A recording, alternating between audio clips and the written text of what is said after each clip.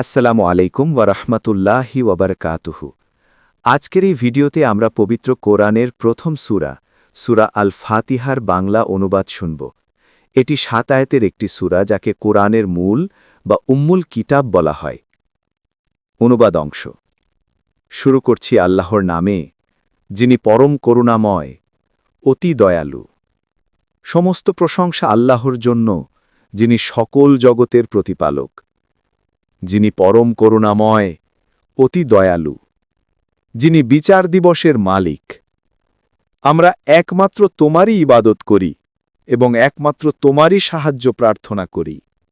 আমাদেরকে সরল পথে পরিচালিত করো, তাদের পথে যাদের প্রতি তুমি অনুগ্রহ করেছ, তাদের পথে নয় যাদের প্রতি তোমার গজব হয়েছে, আর নয় ভ্রান্তদের পথে।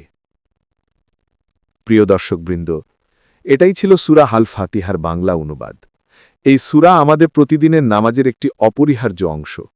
আমরা যেন প্রতিটি নামাজে মনোযোগ দিয়ে এটি পড়তে পারি এবং আল্লাহর কাছ থেকে সঠিক পথ প্রার্থনা করতে পারি, এই দোয়া করি।